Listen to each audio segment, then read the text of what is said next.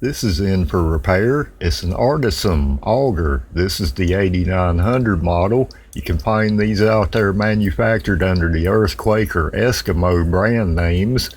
The Earthquake will be more for dirt, the Eskimo more for ice drilling. Ardisam is a company based in Cumberland, Wisconsin of the USA, still selling augers on their website. Ardisam started in 1960 manufacturing earth and ice augers. This one was manufactured February 13, 1995. Turned 30 years old this year.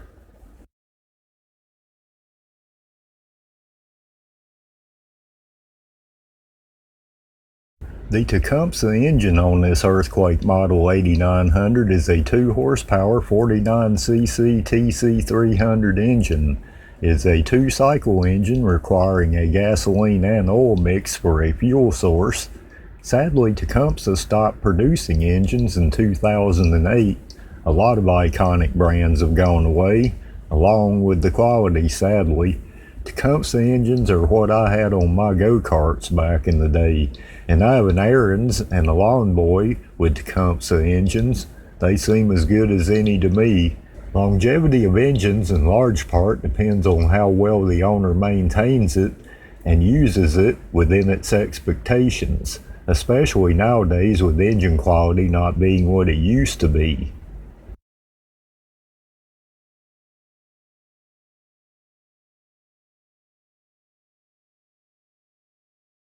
The owner of this machine says he bought it at a yard sale for $60. Woman telling him that all it needed was a spark plug. Just a tip. When something like this does not run at a yard sale, pull the rope gently to make sure the engine isn't stuck and offer him $20. Just saying. All it needed was a spark plug, then how did it get here? He said he changed that spark plug out and no dice. I'm thinking this might be a fuel issue because I remember him saying something about trying to run a 50-to-1 fuel mixture in this unit. Totally the wrong mix. If it did run on that, it would be detrimental to this machine in the sense that it requires a much heavier oil mix than 50-to-1 provides. In fact, for a gallon of fuel, the mixture is probably going to be more like 5 or 6 ounces if I remember correctly, and that's a fairly heavy mix. This is a spark tester. You can get these at your local NAPA auto parts store. You'll connect this in line with your spark plug. When I pull the rope at first spark, a bulb will light up to signal that the coil and plug are functional.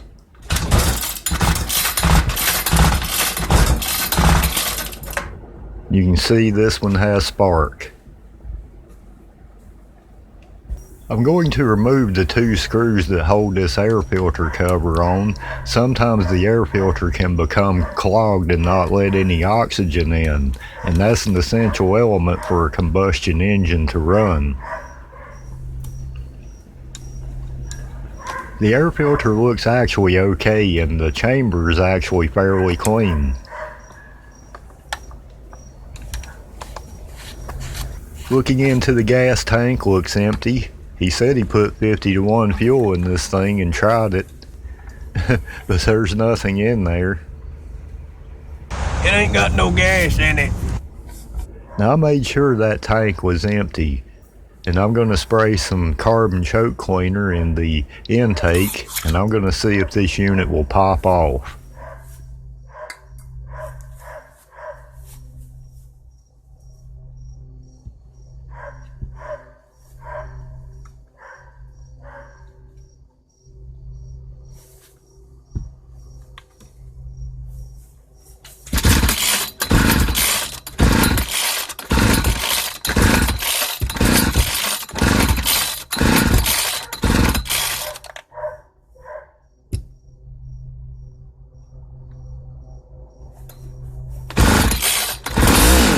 Awesome, this auger wants to live. Let me see about getting some fuel mixed up for this machine. This is 1 gallon of US pure 90 octane fuel from Smitty's One Stop at the corner of Lexington and Westchester in High Point, North Carolina. Stop in there and see them for your pure gas, your snacks, your drinks, beer, lottery tickets, and more. Smitty's One Stop. Also bought this oil mix at Smitty's. We want to achieve a 24-to-1 mix. To do that, I'm going to add this 6-ounce container.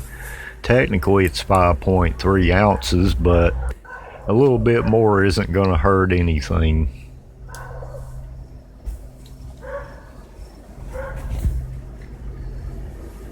Once you get that in there, mix it up real good.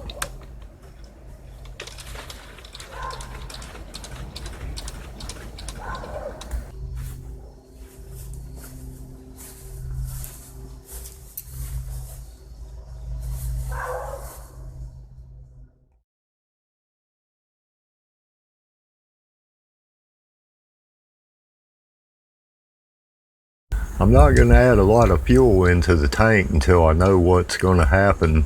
There could be a fuel leak or a chance I may have to change the fuel lines or clean the tank out. You don't want to have a bunch of fuel to deal with if you have an issue.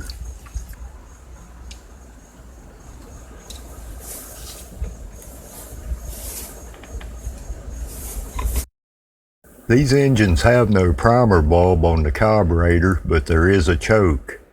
I'm going to turn the ignition switch on, give it full choke, and see if it'll fire and continually run.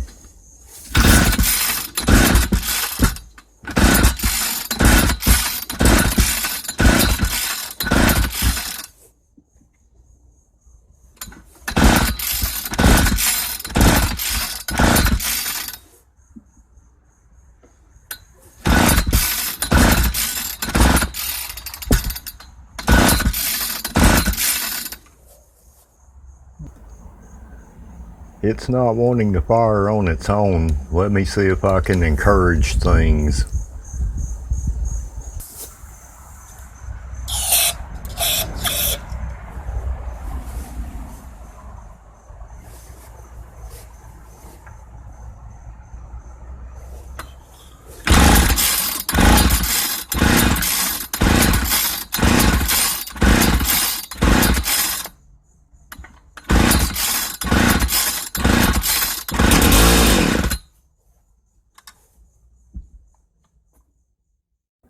There seems to be a problem with the fuel system. With the age of this thing, I'd say it's time for a good old-fashioned fuel system service. A new carburetor, fuel line, fuel filter, air filter, intake gaskets, tank clean out. It could stand a new air filter too.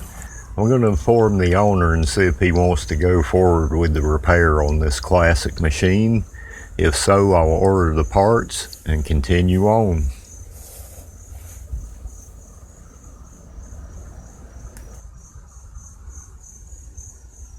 The tank and air box are mounted with 3 11/32 nuts. There are 2 at the back of the air box.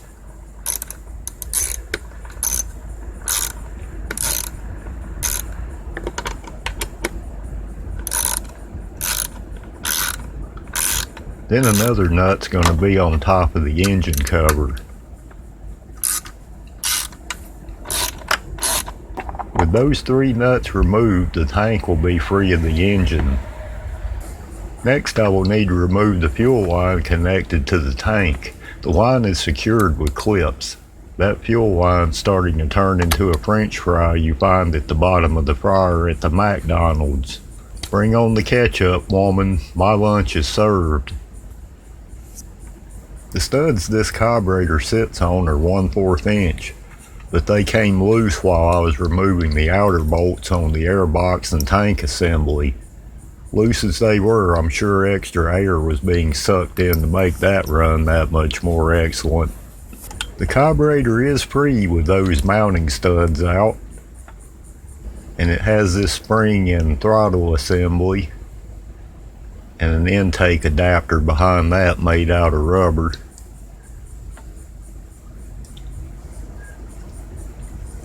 Get that spring off the carburetor. This is a Tillotson carburetor made in Italy. First one I've seen in my years. Last, there is a heat shield that has 2 gaskets on both sides. I'm betting those have a long history. They have certainly become one with this aluminum shield, baked at 325 for 30 years. Bring on the frosting. Who says there's no free lunch? The service manual shows these also come with a Walboro branded carburetor on some of them. Would have been easier to find a rebuild kit for the Walboro. Tillotson is an Italian company now, mainly making race car carburetors, it looks like from their website. I've tried to put 2 aftermarket carburetors on this unit. No dice. One is junk, the other one just isn't going to work with a telemetry issue on the throttle setup. Be aware that a knockoff on eBay probably isn't going to replace the carburetor on this machine. Maybe there's a different intake adapter for the Walboro, and that's what these are knockoffs of. So I'll spare you my disappointments with all of that.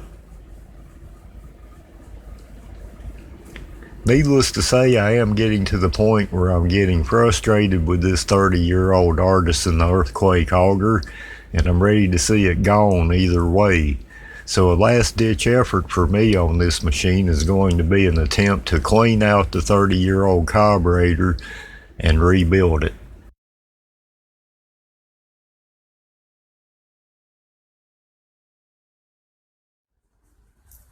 Four slot screws hold on the metering cover.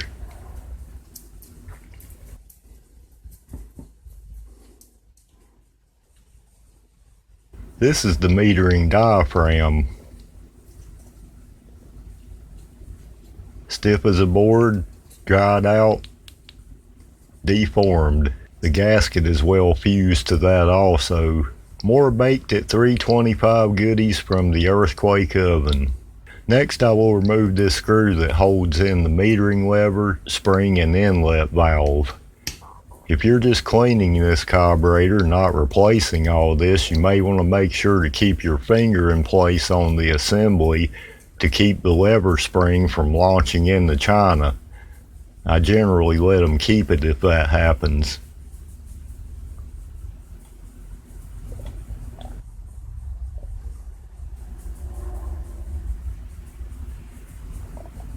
This is the spring and lever assembly.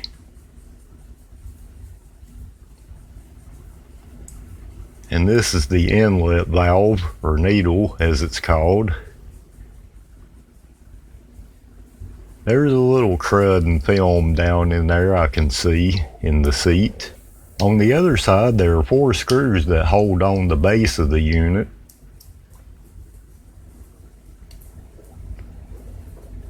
Underneath that is the pump diaphragm and the base gasket. Looking at the pump diaphragm, these 2 flaps are what make it all work on this side. When you see them start to drop downward or get deformed, then they're worn out, time to replace. There's also a fuel filter on this side down in this hole. A common problem is that screen getting clogged up with debris and hindering fuel flow. This kit will include a new screen. Now I'm going to remove the idle and main mixture screws.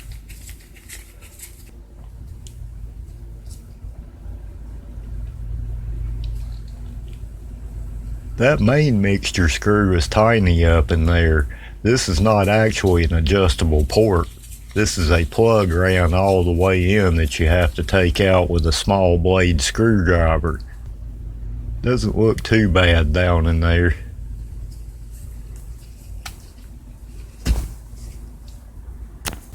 I have a carburetor adjustment kit from hipastore.com that included this clean out tool. This kit is awesome because it has adjustment drivers for virtually any special 2-stroke carburetor adjustment screw. With this awesome NAPA carburetor cleaner and choke cleaner, I'll spray the passages out. This fuel screen needs to be removed so I can clean out the passage and replace it later with a new one. I will use a pick and encourage it out of there. When you rebuild a 30-year-old carburetor like this one, there's always the possibility that the inlet seat from all the years of movement can wear out. And it only takes a tiny bit of wear in that seat to cause issues with too much fuel flow that will cause it to flood and leak. I will generally replace carburetors on older machines, especially ones that I think have a lot of hours on them. Now I've sprayed all the passages, I will use the various cleaning stems on this ring. When you get the right size, insert it and run it through the passage back and forth to break loose any debris or deposits that might be in the fuel path.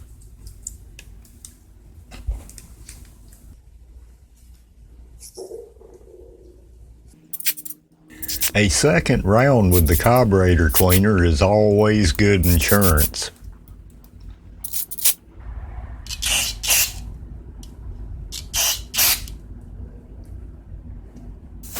Blow out all the passages with compressed air to make sure they're free of any debris and remaining parts cleaner. You also want to make sure that any old gasket material is cleaned off of the surfaces. With the carburetor cleaned out, I will first install the new fuel filter.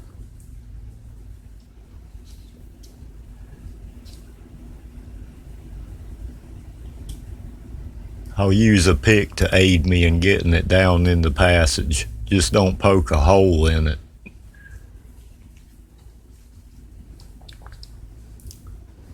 Next will be the new pump diaphragm.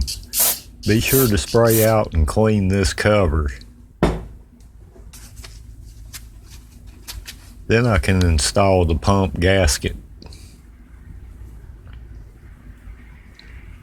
Now I can lay the cover on next and install the 4 slot screws that hold that on. It would have been nice to get an OEM carburetor, but luckily this one's not too bad. I actually feel pretty good about this rebuild.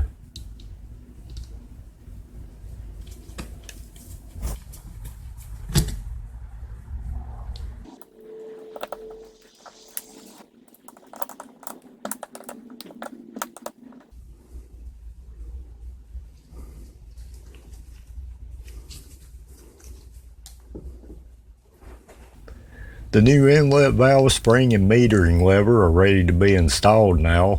Make sure you have the spring in its slot and that it's straight up and down. I put my hold down screw in just a little bit and I just get up under the inlet valve top and drop the metering lever down over the spring. Then I tighten up the screw. Make sure your metering lever is lifting the inlet valve and closing back. I don't have a leveling meter for a Tillotson carburetor, but from what I can see here, it is level with the outside rim, so I'm not going to mess with it unless I have a problem when I test it. It does have good spring, and it looks fine. I can now install the new metering chamber gasket and metering diaphragm.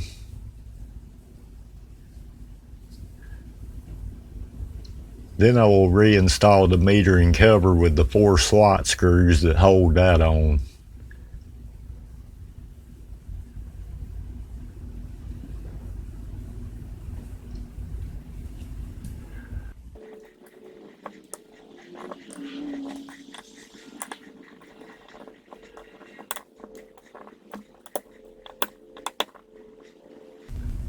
Now I will install the mixture screws. The idle screw I will run all the way in, then I will back it out about 1 1/4 turns. This main jet screw I'll run all the way in. Next I need to clean off the old gasket material on this intake shield. This is very important. You don't want any leaks around the intake. will never run right otherwise, or not at all. You may have some permanent staining on this aluminum like I have here, but it is clean. The new gaskets should seal just fine, and it should be good to go.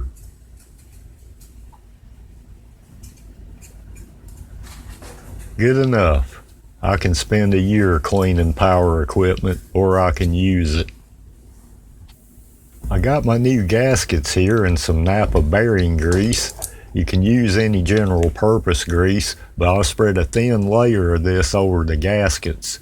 This will preserve them and help them stay in place while I'm installing the carburetor. If you got those type of gaskets with just one hole in them for the intake, make sure you get the hole of that gasket lined up with the hole on the plate on both sides. This is the port that feeds your cylinder from the carburetor.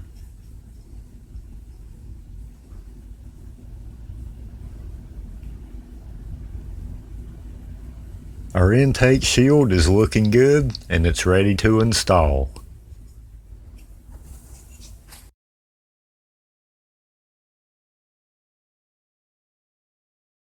Ready now to get the carburetor back on this machine and see if it'll make the earthquake.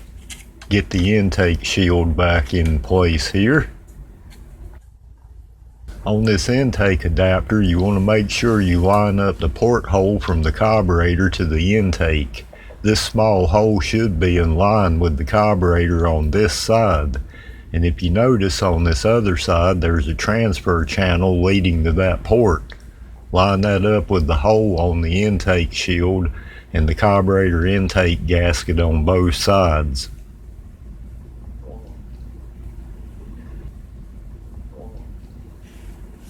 Next, I will slide this fin back up into that cover cavity.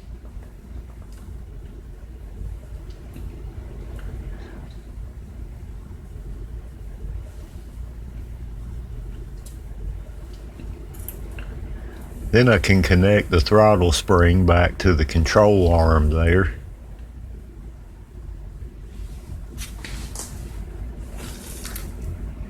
I can slide my mounting studs back through the holes again and tighten them back down. The neck of these mounting studs are 1/4 inch. Get those snug down tight.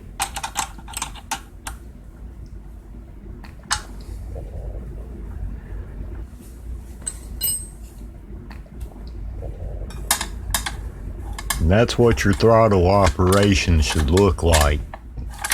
I have a new length of fuel line here and I'll connect that to the carburetor. Now I can place the gas tank airbox assembly over the two mounting studs. And then replace my 11/32 inch nuts that go on top.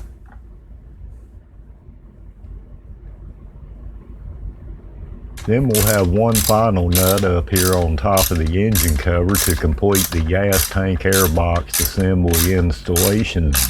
I've cut my fuel lines to length here. I'll connect that to my gas tank.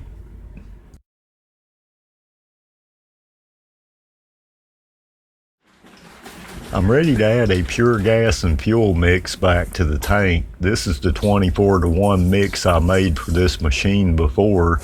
3 weeks old at this point, but still good. A pure gas mix.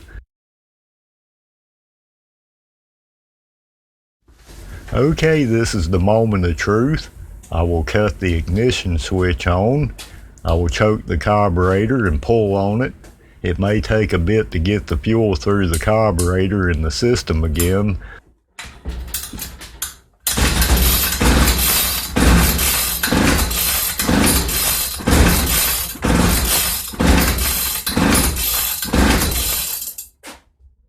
Well, I should have had some fuel pulled through there by now.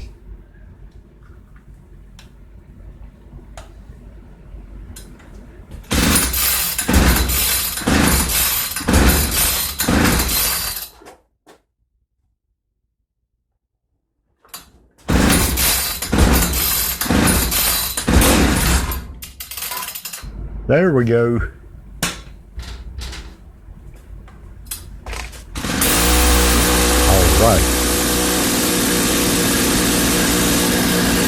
idle speed is too high.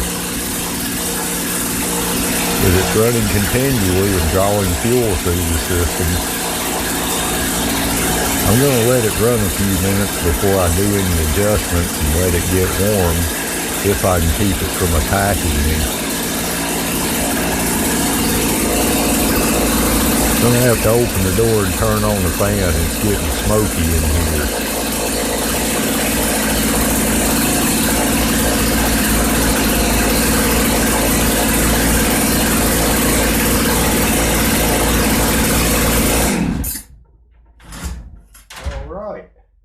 The service manual offers good advice about the adjustment of this carburetor, and this is what I done to get it as close as possible. Just be careful doing this, cause it'll want to dance across the floor with you.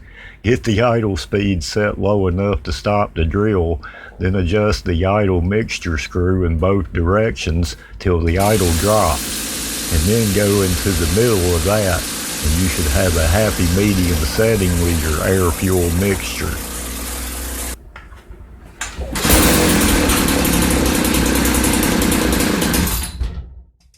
Too low.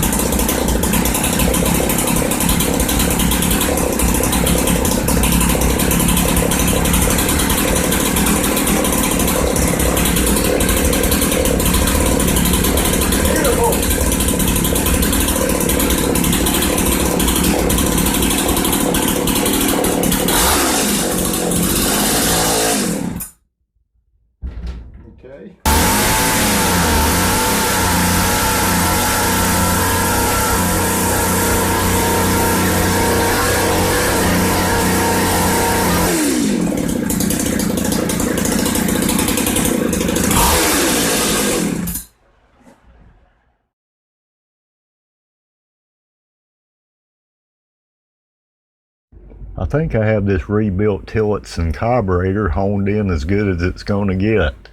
It's actually a few days later and the guy who owns it's coming to pick it up in a bit, so I want to make sure it's good to go. Now I started this unit this morning and it took a few pulls and it fired right up on a cold start. It's late evening now and this is another cold start. Let's see how it does.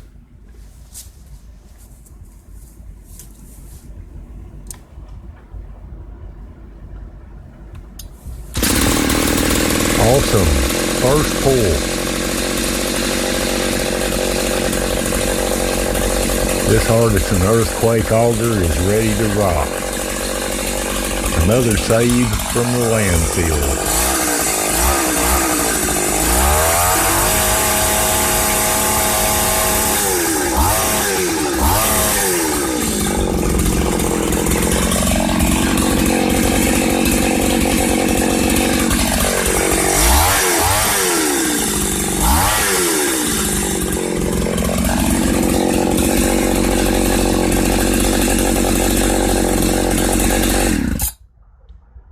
This Artisan Earthquake-Auger is ready to dig some fence posts for a hammock.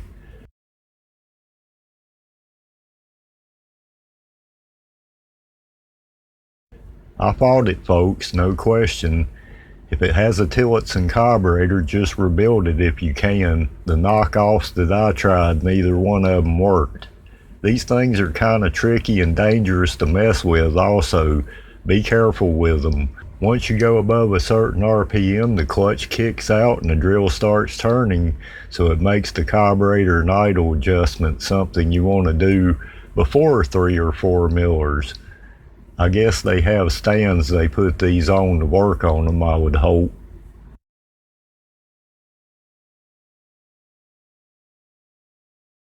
I thought this would be a simple carburetor replacement and I quoted the guy a $50 repair bill. Well, 2 carburetors later and a rebuild kit, I've lost on this one, but saved an auger. I'm Big Allen Cox, thank you for watching. Thanks to everyone who likes and shares these videos. A big thank you to the subscribers of this channel and to the guys in my local fix-it group here. who are a huge help from time to time. Well, we all help each other with our experience and advice, or we try to. And I will have more videos coming up soon. Always something to work on in the property management thing, and just people bringing me stuff in and things I find and things given to me. If I can save it and use it or pass it on, that's a win for me and Mother Earth.